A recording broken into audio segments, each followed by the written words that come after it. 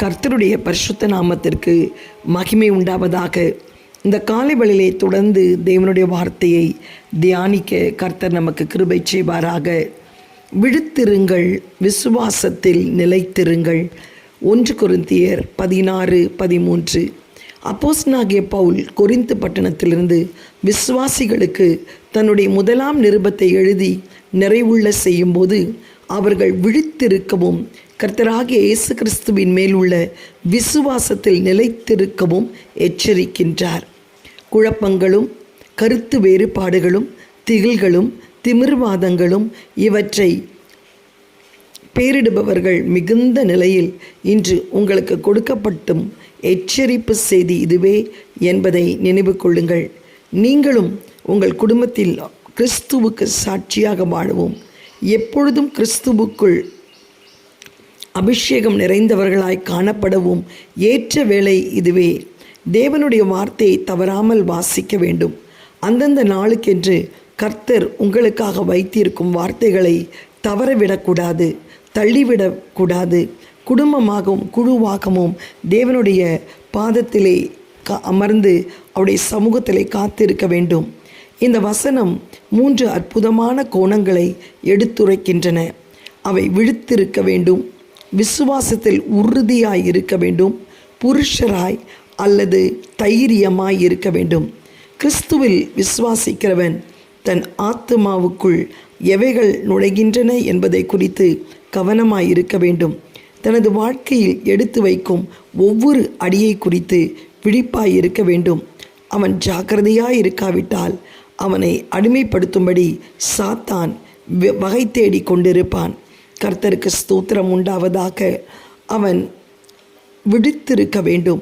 ஏனென்றால் இந்த கடைசி காலத்திலே கெர்ச்சிக்கிற சிங்கம் போல் யாரை விழுங்கலாமோ என்று வகை தேடி சுற்றி திரிகிற சாத்தானுடைய கரத்திலே உங்களை ஒப்புக் கொடுத்தக்கூடாது. சின்ன ஒரு காரியம்தானே என்று சொல்லி உங்களுக்குள்ளே நுழையவான். ஆனால் உன்னை கொண்டு போய் பெரும் பாதகத்துக்குள்ளே கொண்டு வந்து நிறுத்துவான். ஒரு சின்ன சிகரெட் தானே, பிடித்து பார்ப்போம் என்று நினைப்பான். ஆனால் ஒரு செயின் ஸ்மோக்கராய் உன்னை கொண்டு வந்து நிறுத்துவான். ஒரு சின்ன பெக்கு தானே, அடிக்கலாம் என்று சொல்லி தூண்டுவான்.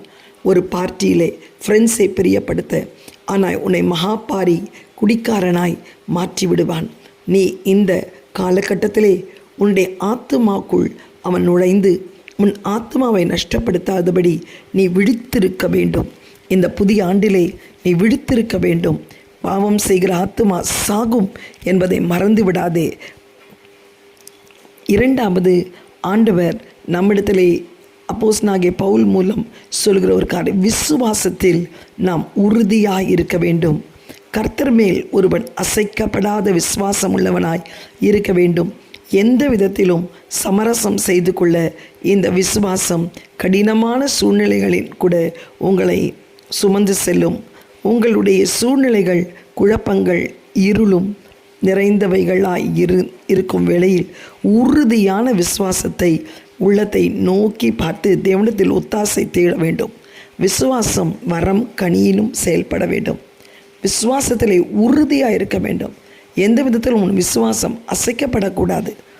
நான் இடைவிடாமல் ஆராதிக்கிற தேவன் என்னை தப்புவிக்க வல்லவராய் இருக்கிறார் என்று தானியேலுக்கு இருந்த விசுவாசம், எங்களை விடுவித்தாலும் விடுவிக்காமல் போனாலும் நீ நிறுத்தின பொற்சிலையை நாங்கள் ஆராதிக்க மாட்டோம் என்று சாத்ராக் மேஷாக் அபேத்நேகோக்கு இருந்த விசுவாசம் இன்றைக்கு உனக்குள்ளே கொழுந்து விட்டு எரிய வேண்டும். வஸ்திரத்திலும் வல்லமை இருக்கிறது என்று வஸ்திரத்தின் ஓரத்தை தொட்ட பெரும்பாடுள்ள ஸ்திரீயுடைய விசுவாசம் உனக்குள்ளே இருக்கும்போது தேவன் உன்னை வழி நடத்துவார். விசுவாசமே உலகத்தை ஜெயிக்கிற ஜெயம் என்பதை மறந்துவிடக்கூடாது. கர்த்தருக்கு ஸ்தோத்திரம். 3வது, புருஷராய் அல்லது தைரியமாய் இருக்க வேண்டும். கர்த்தருடைய பரிசுத்த நாமத்துக்கு மகிமை உண்டாவதாக. சாத்தானுக்கு விரோதமாய் கர்த்தருடைய யுத்தத்தை நடப்பிக்கும்படி தைரியமாயிருங்கள். நீங்கள் எப்படி இவைகளை செய்ய முடியும்? உறுதியான ஜெப வாழ்க்கை, இடைவிடாமல் வேதத்தை வாசிக்கும் கிறிஸ்துவுக்குள் சாட்சியாக வாழ்வதன் மூலம் தேவனுடைய எதிர்பார்ப்புகளை பூர்த்தி செய்ய முடியும். இவைகளால் பின்பற்றினால் உறுதியாக வாழ்வீர்கள். கர்த்தருக்கு ஸ்தோத்திரம். எந்த விதத்திலும் யுத்தத்திலே நீங்கள் பின்வாங்கி போகக்கூடாது. கிறிஸ்துவ வாழ்க்கை என்பது யுத்தக்களம். அதில் தைரியமாக இருக்க வேண்டும். பிசாசு சத்ரு வெள்ளம் போல் வந்தாலும் தெய்வ ஆவியானவர் உனக்கு செய்யக்கூடியாய் இருப்பார்.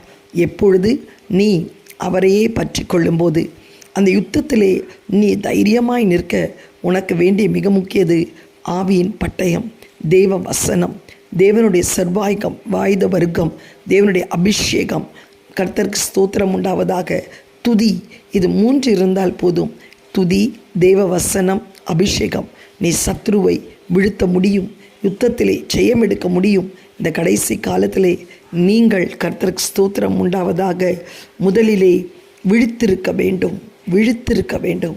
இரண்டாவது, விசுவாசத்தில் உறுதியாயிருக்க வேண்டும். யுத்தத்திலே தைரியமாயிருக்க வேண்டும். இதை நீங்கள் செய்யும்போது எந்த விதத்திலும் சத்ரு உங்களை மேற்கொள்ள முடியாது. உங்கள் வாழ்க்கை ஜெயமான ஒரு வாழ்க்கையாய் கடந்து போகும். இந்த காலை வேளையிலே ஆண்டவரிடத்தில் ஜெபியுங்கள். ஆண்டவரே, எல்லா சூழ்நிலையிலும் நான் விழித்திருக்க, ஜெயம் எடுக்க, ஆண்டவரே உமக்கு ஸ்தோத்திரம், விசுவாசத்தில் உறுதியாயிருக்க, யுத்தத்தில் ஆண்டவரே ஒரு யுத்த புருஷரை போல் தைரியமாய் நிற்க எனக்கு கிருபை பாராட்டும். யுத்தத்தை கண்டு பின்வாங்கி ஓடாதே. யுத்தத்தை கண்டு பயப்படாதே. யுத்தத்திலே தைரியமாய் நிற்க தேவனிடத்திலே ஜெபி. வசனத்தை கைக்கொள். பிசாசு உன்னை விட்டு ஓடியே போவான். இயேசு கிறிஸ்து பிசாசை எப்படி ஜெயித்தார்?